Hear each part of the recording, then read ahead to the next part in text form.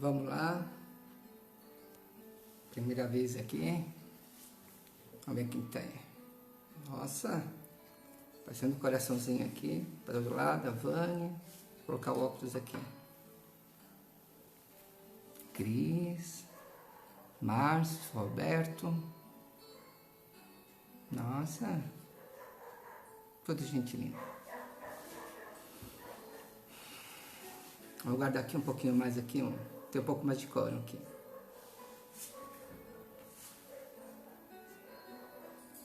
Para quem não conhece, estamos aqui no meu escritório, aqui no Mari, aqui. Home office do Alfredo. Chile, Clara, Vânia, Cláudio, Andréia,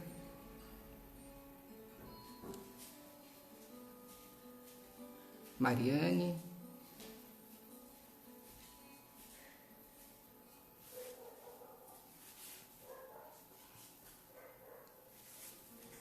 vamos lá. E aí, como vocês estão? Tudo bem? Estou com muitas saudades aqui. Se bem que aqui para mim não é um isolamento aqui. Onde eu vivo tem um pouco de liberdade aí. Fico pensando que quem mora em apartamento aqui deve ser muito complicado. O Wilson tá aí também. Então tá bom. Vamos começar aqui porque... Vamos ver. Hoje, como não tem uma outra sessão, aqui a gente vai perto de 1 hora. Então vamos lá. Nós vamos falar aqui hoje sobre esperança. Você baixa um pouquinho o som? Ela é a segunda das 3 virtudes teologais, ao lado da fé e da caridade. Significado: sentimento de quem vê como possível a realização daquilo que deseja. Confiança em coisa boa e de uma vida melhor. Este verbo em latim, esperare, ter esperança. Esperança é o oposto do desespero. Eu escolhi esse tema aqui porque, como está todo mundo desesperado aí, todo mundo sem saber o que fazer, não sabe por onde vai, falei assim, vamos falar de uma coisa aí e dar alguma orientação. Eu ia fazer de uma outra forma, né? Mas eu ia falar um pouco da minha vida, alguma coisa, mas eu desisti de 1 hora e mudei aí hoje de manhã o procedimento. Então vamos lá. Devemos observar, principalmente no meio de tanto desespero. Devemos olhar mais, analisar, estar mais afinado com seus protetores. Devemos escutar nossas intuições. Eu acho que foi dessa forma que eu consegui aqui abordar um pouco melhor esse tema aí. Eu ia pensando em alguma coisa, depois vinha um pensamento, aí você vai, é verdade, vamos embora, e eu... Tamo aí.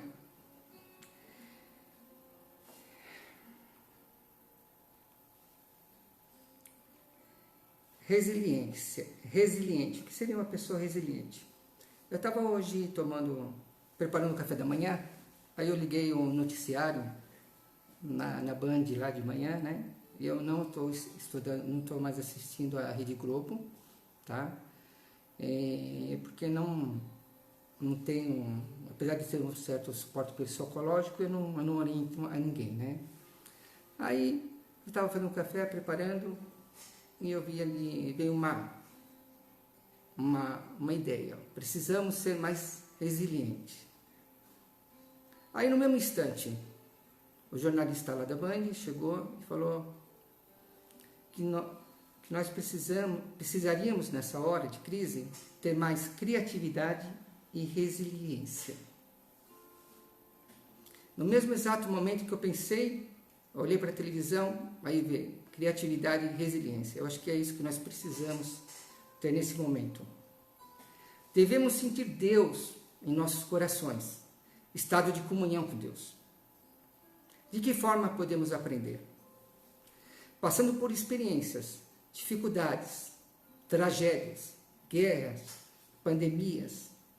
É dessa forma que aprendemos.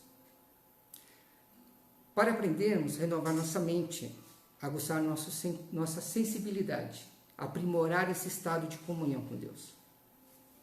Mas para isso precisamos de um propósito, um objetivo.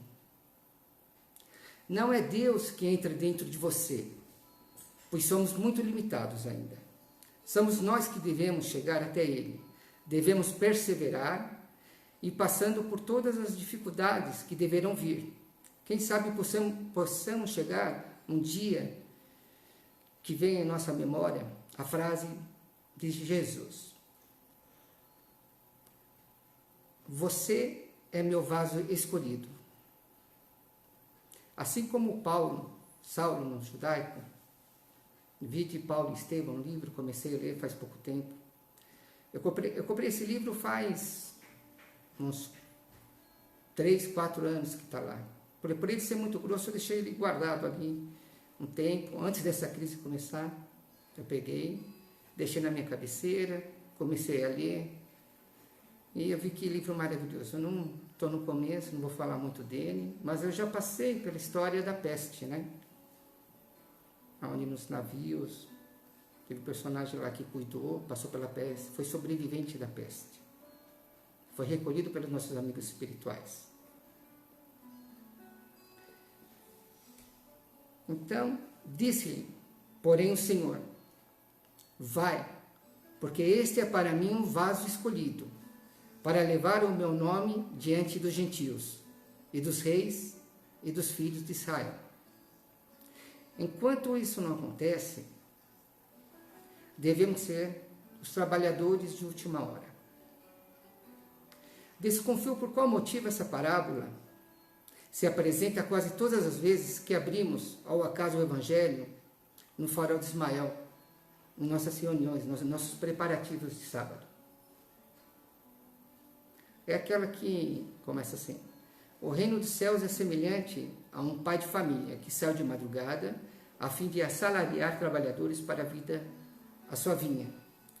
Tendo convencionado com os trabalhadores que pagaria 1 denário a cada um por dia, mandando-os para a vinha. Saiu de novo à 3ª hora e assim por diante. 6ª hora, 9ª hora, até o final do dia. Não vou contar ela, senão vai ficar muito extenso aqui. Mas, assim, os últimos serão os primeiros. E os primeiros serão os últimos. Porque muitos são os chamados e poucos os escolhidos. Nesse estado aqui da minha vida, eu acho que eu fui um dos últimos aí, né, que aliciados aí por Jesus aí. Aí vem aquela pergunta: qual o momento atual, em que ponto exatamente estamos na história evolutiva de nosso globo? Na minha verdade, te respondo: no start da transformação planetária, onde não é mais possível continuarmos como estamos, apenas nas condições individuais de provas e expiações. Estamos acomodados, estamos em zona de conforto. Por que vamos mudar, se está bem assim? Tudo na mesmice, apesar das lutas terrenas e materiais, vamos vivendo de um jeito ou do outro, não é assim? Não é assim como nós estávamos, né? E nascíamos, trabalhamos, temos nosso emprego, esperávamos a aposentadoria, uns mais, uns menos, outros com comércio, indústria. Então, tudo parece que, apesar das crises, tudo certinho. Agora, qual o propósito maior? Vamos ver o anunciado de Emmanuel para o tempo de transformação planetária, mudança gradual do estado de provas e expiações e mundo de regeneração. Antes disso, vamos atentar a 4 fatores que aceleram a evolução da humanidade. Mudança rápida de comportamento, igual nós estamos vivendo hoje. Seriam as guerras, vamos incluir aí as revoluções, as catástrofes e, por último, as epidemias. Se formos pensar no planeta, na transformação planetária, seria pandemia. É exatamente esse termo que todos usam, que só ouvimos falar. É exatamente aqui que estamos. Mas será que estamos no tempo certo? Na hora certa? Eu acredito que sim. Andei pesquisando aqui, aí tirei algumas conclusões pessoais aqui. Eu vou expor, não é? Vamos ver. Emmanuel, no livro A Caminho da Luz, a Caminho da Obra foi publicada em 1939, há exatamente 80 anos. No final do livro, o autor espiritual projetava uma terceira reunião planetária, revelado a Chico Xavier para uma nova decisão quanto às transformações de nossa moradia existencial. Ela aconteceu exatamente em 1969, após 30 anos da publicação desse livro, quando o homem pisou a Lua, exatamente no nosso calendário, em 20/7/1969. Eu nasci em 65, hein? A primeira reunião, estamos na terceira, né? Então vamos lembrar as outras reuniões do que aconteceu, né? A primeira reunião foi anterior à criação da Terra. Estamos falando em galáxia, criação do universo. Não temos como falar em tempo e espaço.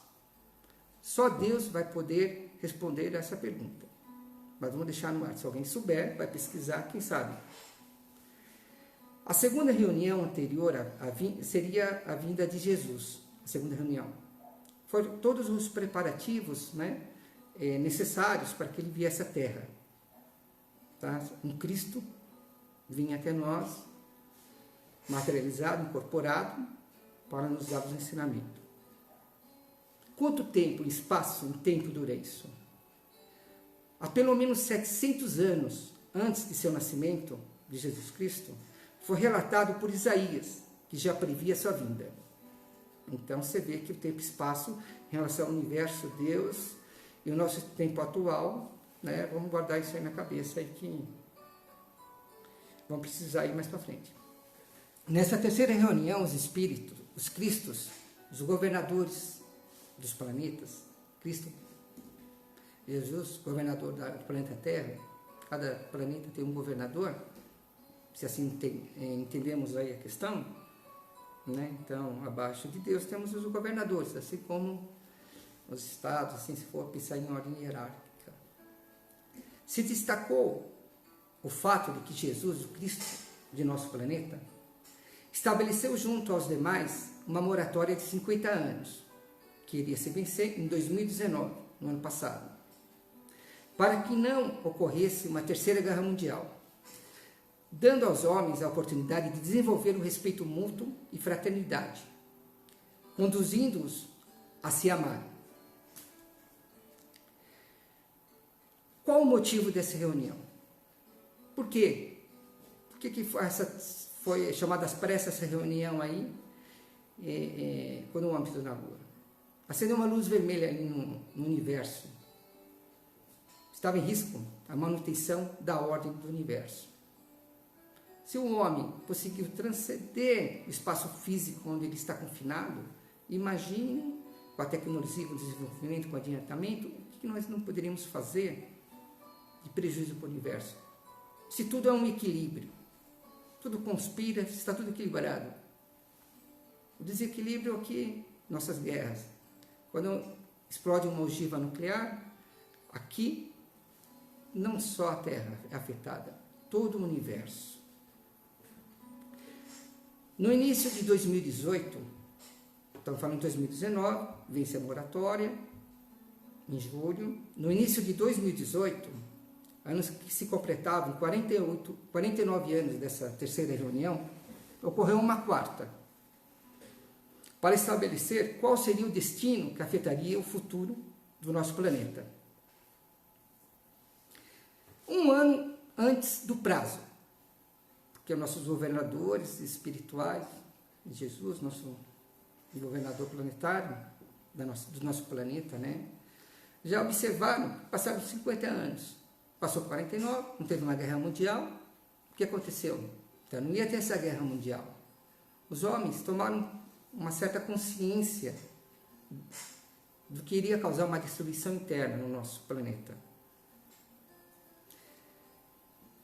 Observado que a humanidade teve um relativo avanço com relação à preservação de sua espécie, houve uma nova consciência de não destruição em massa, mas o avanço moral ainda não tinha sido alcançado.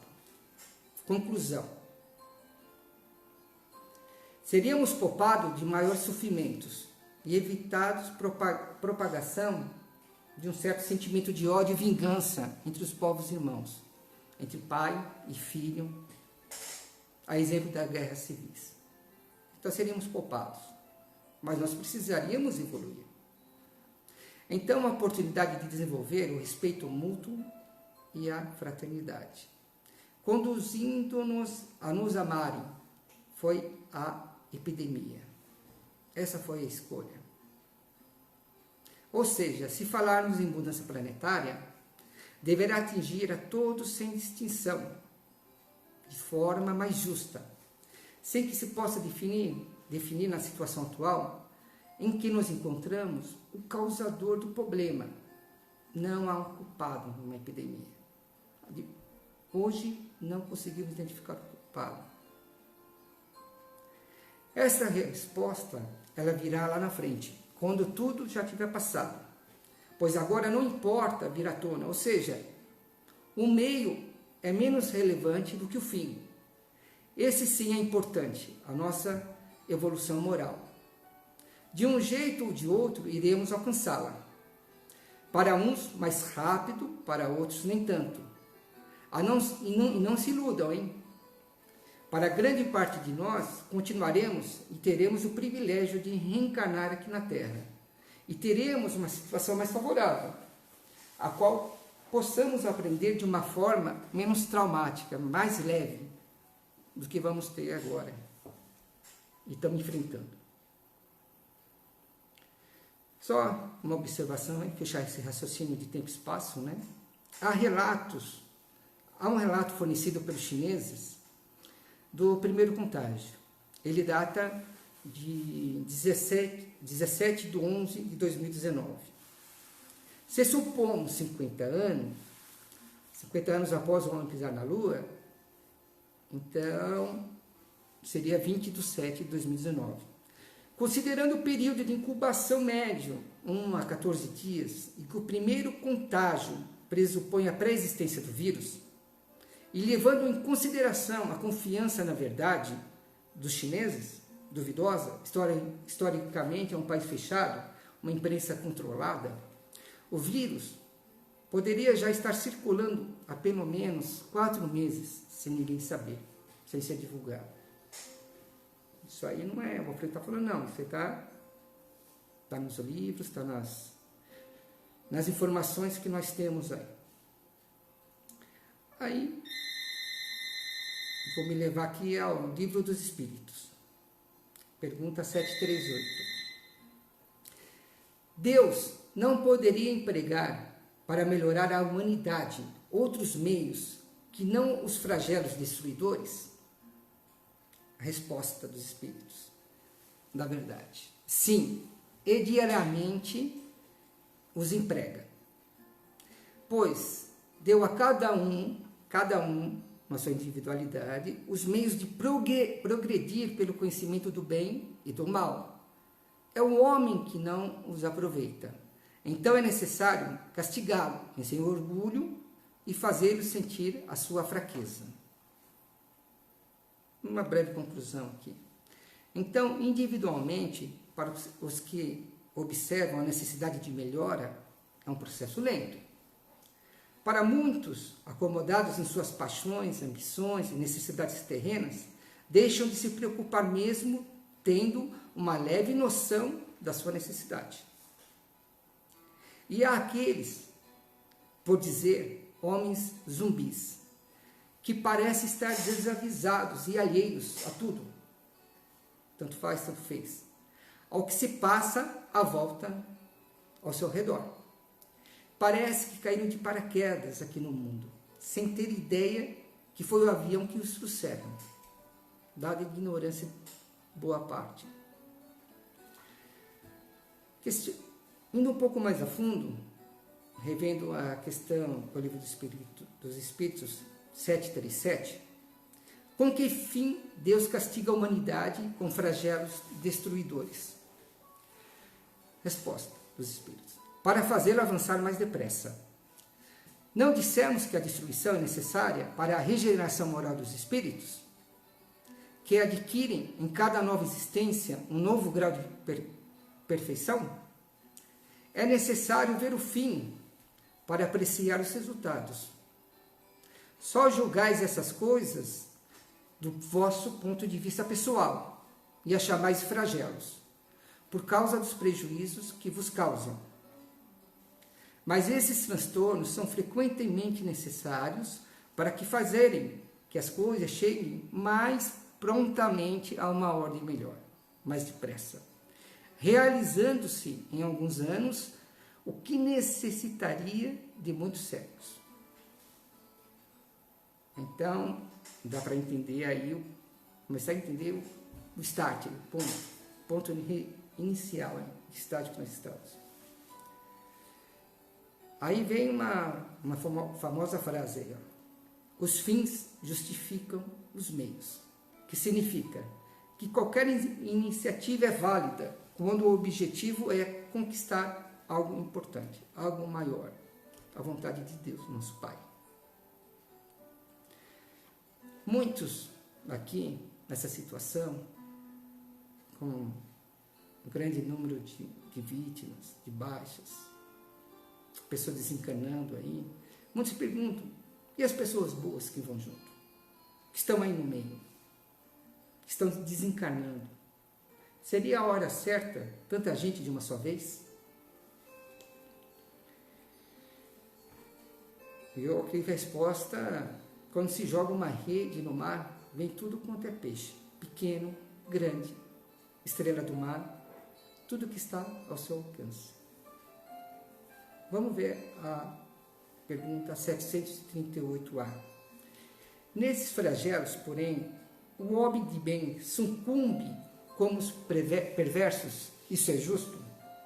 Durante a vida, o homem relaciona tudo ao seu corpo, mas após a morte pensa de outra maneira. Como já dissemos, a vida do corpo é uma quase nada. Um século do vosso mundo é um relâmpago na eternidade. Os sofrimentos que duram alguns dos vossos meses ou dias não nada são. Apenas o ensinamento que vos servirá no futuro. Os espíritos que pré-existem e sobrevivem a tudo formam um mundo real. O que é o mundo real? Para Deus nosso Pai, a joia mais preciosa, o espírito. Estamos na carne. Eles são os filhos de Deus e o objeto de sua solicitude. Os corpos não são mais que disfarces sobre os quais aparecem no mundo, nas grandes calamidades, que diziam os homens, eles são como um exército, que durante a guerra vê os seus uniformes estragados, rotos ou perdidos.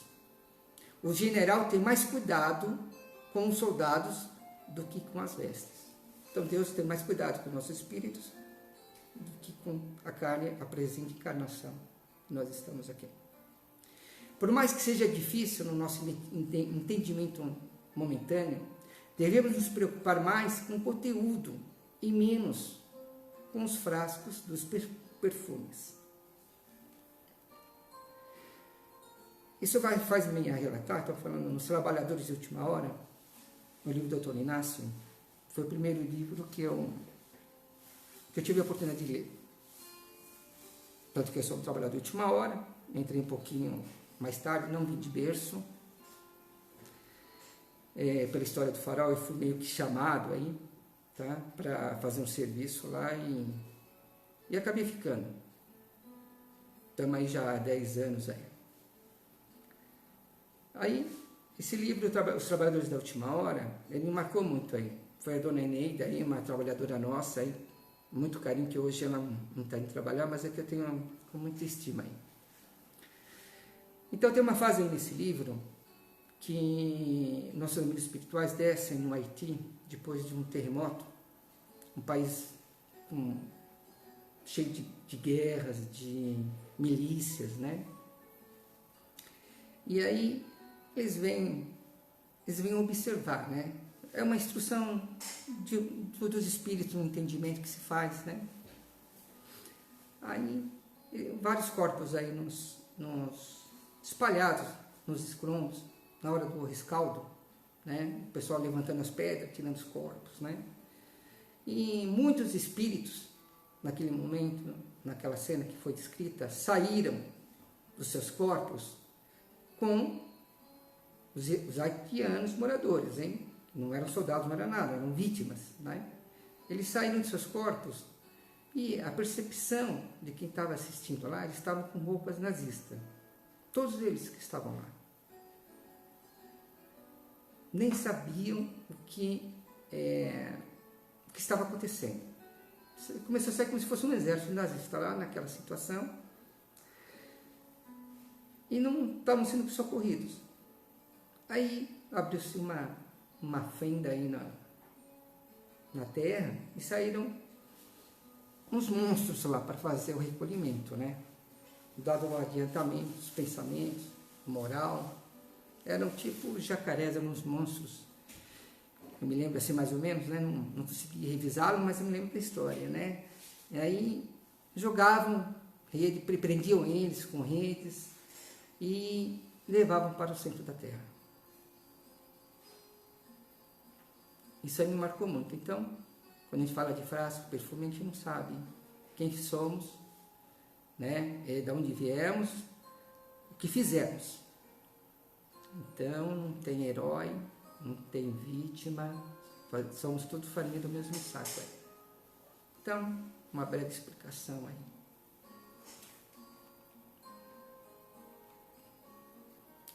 A pergunta 738b. Mas as vítimas desses flagelos, apesar disso, não são vítimas? Se considerássemos a vida no que ela é e quanto é insignificante em relação ao infinito, menos importância lhe daríamos. Essas vítimas terão noutra existência, numa larga compreensão para os seus sofrimentos, se souberem suportá-los sem murmurar, sem se queixar. Há um comentário de Kardec aí. Quer a morte se verifique por um flagelo ou por uma causa ordinária, não se pode escapar a ela quando soa a hora da partida. A única diferença é que no primeiro caso parte um grande número ao mesmo tempo. Eu me recordo quando eu era pequeno, meu pai já dizia, sempre falava, ninguém morre na véspera. Se pudéssemos nos elevar pelo pensamento de maneira a abranger toda a humanidade numa visão única, esses flagelos tão terríveis não nos pareciam mais do que tempestades passageiras no destino do mundo. Uma outra frase aí. Tudo passa, nada é para sempre. Estamos acabando já, pessoal. Questão 740. Os flagelos não seriam igualmente provas morais para o homem, pondo as voltas com necessidades mais duras? Os flagelos são provas, resposta, que proporcionam ao homem a ocasião de exercitar a inteligência, de mostrar a sua paciência e a sua resignação ante a vontade de Deus, ao mesmo tempo que lhe permite desenvolver os sentimentos de abnegação, de desinteresse próprio e de amor ao próximo, se ele não for dominado pelo egoísmo. Sentido mais amplo do significado de resiliência. A gente pode se fazer um entendimento aí. Vamos pensar de uma forma aqui social. Agora, relação Estado-população. Vamos sair um pouco das questões. Hoje podemos observar uma transformação no meio em que vivemos, mudanças nas diversas formas, desde a inversão de valores morais até a forma de convívio coletivo, quer seja no ambiente familiar, como em sociedade, Estado, país. Estamos vivendo aprisionados pelo medo, onde o papel do Estado, levantado a bandeira de uma ciência, não explica nada. Todo mundo fala que tem os dados, ninguém mostra, sem explicativa nenhuma. Nos intimidam, nos impõem, quer seja por interdições físicas, barreiras nas rodovias, rodízio de placas de carro, lockdown, que significa confinamento. Esse é o significado do lockdown. Como se fôssemos ovelhas de um rebanho. Com o discurso de salvar vidas, que devemos guardar à espera de respiradores que não vão chegar na quantidade necessária. Outros que estão chegando de qualidade xing-ling, duvidosa, até monitores estão entregando. Quantas vidas a mais serão salvadas?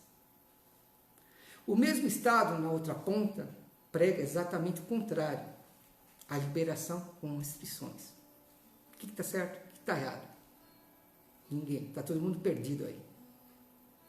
Em vez de eles levantarem a bandeira da ciência, deveriam levantar a bandeira maior.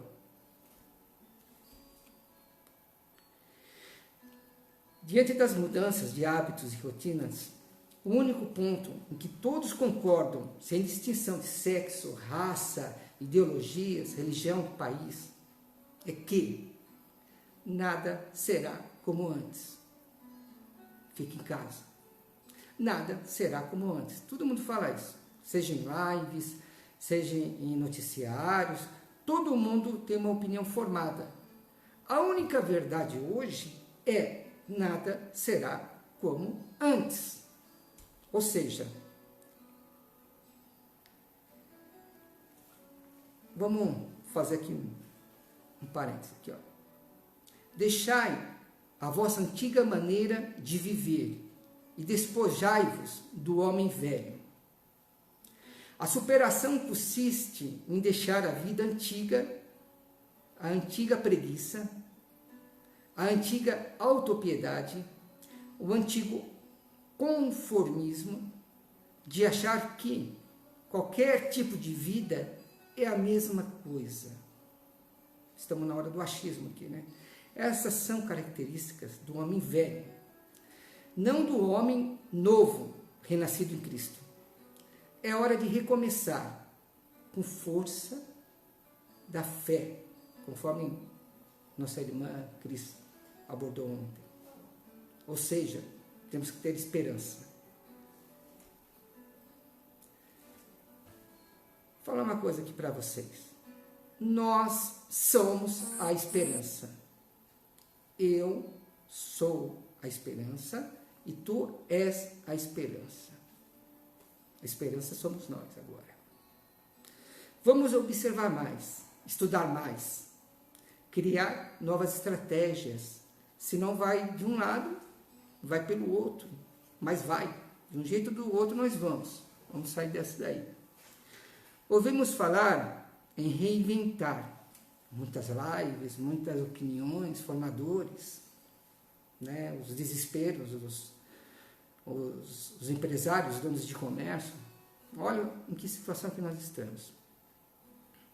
Então, vamos ser o homem camaleão. A capacidade de mudar, de se autotransformar, hábitos e costumes, pela sobrevivência. Isso aí vocês não vão achar em lugar nenhum, viu? Isso aí foi intuição, hein? Tá bom? Vamos prestar mais atenção. Vamos falar da crise agora. Quem tem menos de 30 anos, acredito que nunca ouviu falar no plano Collor. onde todo o dinheiro foi confiscado, ficando cada indivíduo com apenas R$ 50 no bolso. Na poupança, só tinha R$ 50 em dinheiro, papel. Ia no banco, tirava os R$ 50. Esse sim, essa época eu vivi na pele, era como se diz na época, um empresário, dirigia uma fábrica aí de 50 funcionários, ou mais ou menos de 100. A gente fala, quem sobreviveu a ela, irá sobreviver agora. Estamos mais preparados agora. Precisamos aprender com os erros. Devemos parar de buscar soluções milagrosas, né? Saúde. Vamos levantar as mãos para Deus e agradecer com todo o nosso coração de termos o SUS, Sistema Único de Saúde. Renegado antes, considerado hoje o maior patrimônio do Brasil. Vemos que as maiorias das potências não possuem sistema de saúde pública, só apenas privada. Haja exemplo dos Estados Unidos, um grande país como aquele. Agora vide o número de baixas. Se alguém tiver doente, para onde vai? E aí? Não tem rede pública? Aqui pelo menos mais ou menos nós temos. Já tive plano de saúde. Teve uma época não consegui mantê-lo. Foi muito difícil, até em relação à família, tá? Parece que quando você não tem, todo mundo fica doente, todo mundo quer ir no médico. Só basta saber que não tem. Mas eu sempre pensei que... Eu ia no médico assim, olha, tem que dar graças a Deus, eu tenho uma esperança aqui, eu vou ter aqui, vamos lá. É o que está salvando aí as vidas dos brasileiros, aí, em grande parte, nós devemos essa contribuição aí, uma coisa boa aqui no nosso país aqui. Vamos falar um pouco de Brasil. Brasil, coração do mundo, pátria do Evangelho, onde a missão, o Márcio abordou lá segunda-feira, que precisa atenção em todas, hein? Foi dada aos espíritos aflitos, indulgentes e os mais necessitados de toda a ordem foram trazidos a reencarnar aqui com essa missão de irradiar a humanidade, a paz e a fraternidade aqui no nosso país. Meu avô, Alfredo, meu xará, meu nome é por causa dele, sabe? Uma outra hora eu conto a história. Ele já falava, um dia o Brasil vai ser o país do futuro. Isso ele tinha plena convicção. Ele só coloca uma ressalva lá na frente, ó. Isso se os políticos deixarem. Agora, eu entendo o significado da tal narrativa dele. Há vários anos atrás ele já falava isso. Educação. Para mim essa eu acho que é a mais importante. Eu tenho 3 filhas, portanto não posso deixar de falar em educação. Para mim motivo de profunda tristeza em ver as condições que nossos governantes fizeram com o ensino médio público do Brasil. Era para ser primordial, a base necessária para a formação e aprendizado mínimo geral, moral, intelectual de nossos jovens. E eu tenho que acordar e aceitar, quando falam aí na televisão, que essa é a geração perdida. Sim, mas perdida de formação escolar. Porque temos a formação dos pais. Nosso dever maior, cuidar, ensinar, orientar. O Estado não vai fazer isso. Nós vamos fazer. Eu estou fazendo. Eu tenho certeza que a melhora, as mudanças que estão vindo, eu sempre falava para minhas filhas, pai, não consigo aprender. Eu falei, para, hoje tem internet de informação, vai lá, pesquisa. Vai lá, a informação está lá, vamos deixar de ser preguiçosos. Mas criança é complicado, né? Adolescentes, eles passam para o adulto, eles vão... Agora estão sendo forçados. Quer dizer, a minha contribuição não foi bem aceita, né? Mas agora é educação à distância. Isso quando pode, né? Quando você não está no Estado, não está na rede de prefeitura. E a esperança? A esperança de podermos olhar para nossos filhos e termos a certeza que eles serão algum dia. Essa é a minha maior esperança. A chegada à hora máxima. Amar ao próximo como a si mesmo. Na coletividade, pois até os homens de mal amam os seus. Vamos aprender a blindar nossos pensamentos, a barrar, nos proteger. Iremos conseguir distinguir o joio do trigo, pois é nessas crises que surgem os heróis e caem as máscaras dos canalhas. Vamos ter objetivos mais definidos, foco para conseguir conquistá-los, estratégias para alcançá-los, esperança que vai dar tudo certo. Vamos enfrentar esse desafio agora juntos, né? Pois somos os trabalhadores da última hora. E agora unidos em coletividade, somos mais fortes.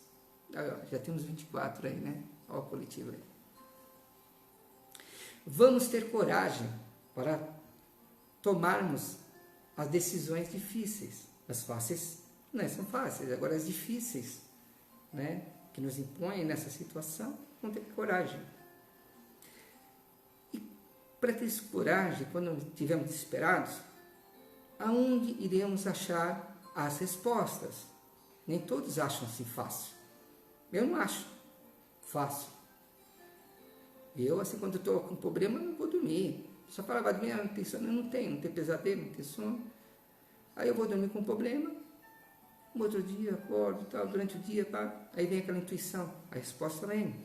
Vamos afinar, vamos saber afinar a orientação que é dada dos nossos instrutores, dos nossos anjos de guarda. Vamos saber peneirar, vamos pedir ajuda, me escuta aí, estou precisando aí. Me retornem para a solução. Sejamos racionais. Se temos dúvidas, então, se somos racionais, vamos consultar os especialistas. E esses não são os universitários, hein? Tá bom? Numa doença, vamos consultar um médico e não as redes sociais. Dúvidas de direito, consulte um advogado. Se tiver dúvida em construir uma casa, consulte um engenheiro. Não estou vendendo meu peixe não, hein, pessoal? Pelo amor de Deus. Agora, se tiver dúvida que ninguém poderá auxiliar, olha só, hein? Se tiver dúvida que ninguém poderá auxiliar a dar a resposta, se faça a pergunta: o que Jesus faria em meu lugar e nessa situação? Então, dentro do seu íntimo, vamos nos perguntar: o que Jesus faria em meu lugar e nessa situação? Aí, eu assim, elaborei aqui uma resposta, né? Resposta, dada a observância, os estudos. Se tivermos um certo grau de entendimento das pregações, lições, compreensão das parábolas e exemplos de Cristo, aí sim, iremos obter a resposta. Está tudo lá. As respostas vão ser dadas. Agora, se mesmo assim não der, teremos que formar um entendimento. Deveremos estudar o Evangelho segundo o Espiritismo, ir na fonte dos ensinamentos explicativos, fazer o Evangelho no lar, ler mais livros espíritas, Chico Xavier, Dr. Inácio Ferreira, acho que é o mais simples para os iniciantes. Paralelamente, prestar mais atenção nas preleções, do Roberto Barbosa, do Carlos e do Márcio, do Grupo Espírita Farol de Ismael. E fazer, querendo se aperfeiçoar, fazer uma faculdade, vamos nos matricular na faculdade, escola e aprendiz do Evangelho. Em homenagem ao melhor amigo, vou deixar aqui o ensinamento de seu pai, que a mim foi transferido ao recado. A esperança é a última que morre. Muito obrigado. Vamos ao nosso passe agora.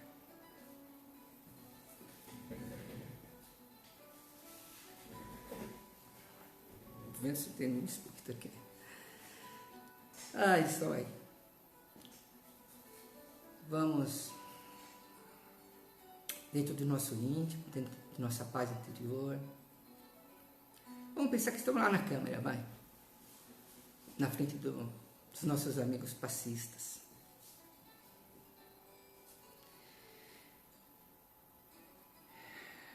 Vamos sentir essas bênçãos que vêm do alto repousar no nosso coronário. Da espinha dorsal.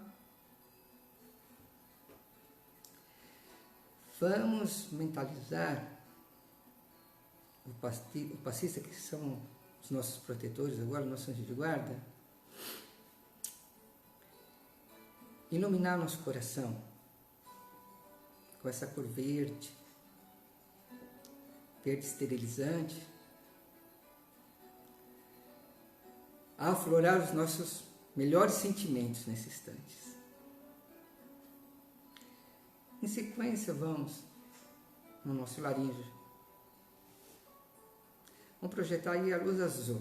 Não sei porquê, mas a luz azul é a que me vem na cabeça aí no laríngeo. A luz branca, a luz prata.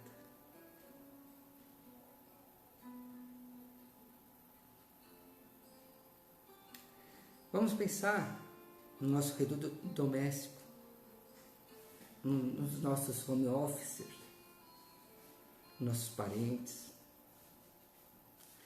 nos nossos pais, nos nossos dependentes, na nossa família, nos nossos amigos. Vamos mandar essa vibração de amor para eles também.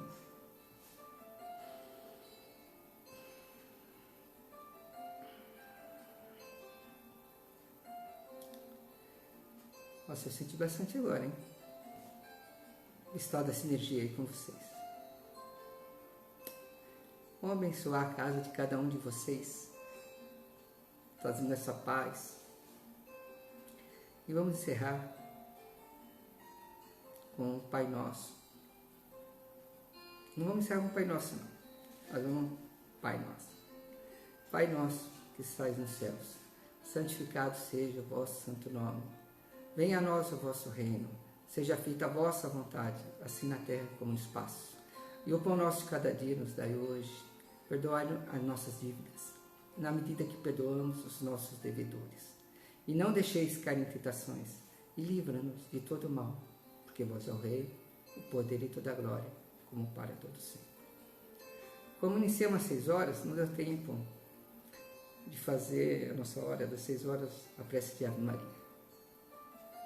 Vamos mentalizá-la, então, seu manto de luz, nos cobrindo, nos aconchegando, trazendo paz. Ave Maria, cheia de graça, o Senhor é convosco. Bendito seja o seu fruto, seu único filho. Venha a nós o vosso... Nossa Senhora, desculpa, meu pessoal. Acho que eu estou muito emocionado. Vamos mentalizar as preces. Faça aí, sozinho, aí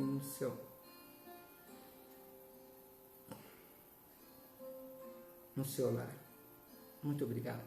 Não vou me atrever a fazer de novo. Não. Muito obrigado mesmo. Graças a Deus.